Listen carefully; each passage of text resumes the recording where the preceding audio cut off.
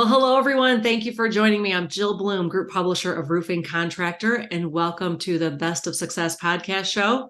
I am so honored and thrilled to be joined by Trent Cotney, partner with Adams and Reese. Trent, thank you so much for joining me. Jill, it's great to be here. So, Trent, we were just talking before we got on, kind of an important topic when it comes to all contractors out there. Let's talk about how an owner should handle when it comes to training and just talking to their sales force to make sure that they're always out there staying honest and not doing things to kind of make the job a little bit more exciting. Right. So I get these calls all the time, right? It's salespeople that go too far, and oftentimes that's what leads the companies into trouble. And it's difficult, right? Because your salespeople are normally paid on commission. The more they sell, the more money they make. And this is the case regardless of whether you use 1099s or you have W-2s. That's a whole different conversation. But one of the things that I think is critical is making sure that there's sufficient oversight, right? And let me explain what I mean by that. And I'm trying to figure out the best way to talk about it. So what I like to do is I start with the agreement itself or the employee manual itself, whatever governs their relationship, right? And I make sure I spell out the do's and the don'ts there. And the reason why you want that is that, let's say they go and they start saying, hey, I can get you a free roof, which is a no-no in every single state because every customer has to pay the deductible. Then you can say you've got policies and procedures that say the exact opposite of that. So that's the first step. The second step is you want management oversight in the contract signing process. So if you leave the proposal solely in the hands of the salesperson and there's little or no review or oversight by management, that's where I see a lot of problems happening, right? Because they run wild, they promise everything, and you see a lot of mistakes there. The other thing that I like to also do is have a operations or a management touch point after the salesperson has got the proposal, is tendering it over so that you can get work done.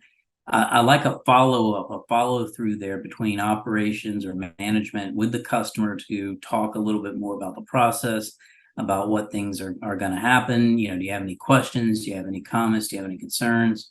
All that kind of stuff. Okay, absolutely critical. And one of the last things that I'll mention, Jill, is you really want to make sure that you have control of the contact information. So I've had some situations where the salespeople are the only person communicating with the customer.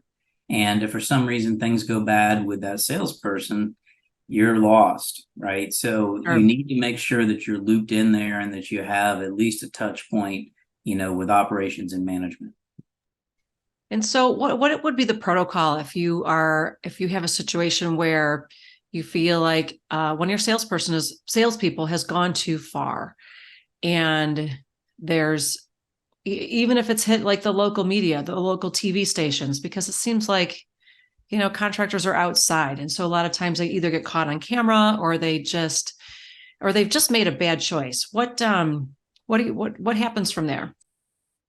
So that's why I think it's important to have those policies and procedures in place, regardless of whether it's an independent salesperson agreement or an employee manual. If you've got a salesperson that's fabricating claims or is, saying stuff that they shouldn't do, violating the door-to-door laws, whatever it might be, you want to have some deniability there, right? You want to say, look, we train all our salespeople on what to do. This is clearly in violation of our policies and procedures. As a result, we've terminated them, or here's the punishment we've doled out. We do not accept this. This is not our customer policy, and we do our best to make things right, that kind of thing. I'm always very, very careful about dealing with the press, usually, not present company excluded. But when you're asked to comment on things, you need to be very, very careful about what you say. Oftentimes, For sure. But And yeah, that's generally yeah. a good rule of thumb. And that's a great topic that we've talked about some success before on the roofing side, but whether it's on walls and ceilings or roofing contractor, if the local media does show up to your office, what is the policy that you should have in place? What's the first two or three things that everybody, no matter if they call you on the phone, if they walk in the door, what do you recommend? So the first thing, you need a standard operating procedure for if the media contacts you for any reason. And the ways that I've seen the media contact a contractor in the past is if there's been a serious injury or fatality, if there's been a serious consumer complaint, or some kind of roof collapse or something, but it's never good, right? They're never Right. coming to your door saying, "Hey, you're a great contractor," right? So the first thing that you need is you need one person, the go-to person in that organization. It's usually management, right? Mhm. Then you need to have, I always recommend if there is potential legal liability, run it by your lawyer. Usually no comment is a good thing, because you're not going to win over too many hearts and minds within the press. But to the extent that you do say anything, it's always customer service led. And you say, look, we take these complaints very seriously. We're in the process of investigating them.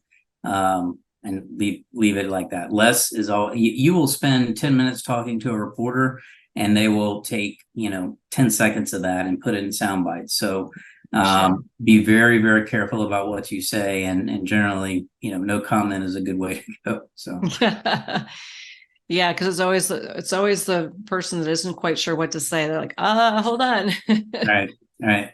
Well, that's really good advice. So, Trent, and we really appreciate that. What else is making your phone ring right now? It's interesting, Joe. We keep getting a ton of calls, collections wise, and they seem to be getting more and more complicated, right? And um, owners are finding very creative ways to not pay contractors, and same with prime contractors not paying subcontractors. And what we've seen here recently is, even though construction is incredibly strong, there's still a backlog. And to be honest, I haven't seen too much of a blip, right? Which is surprising given inflation and everything else.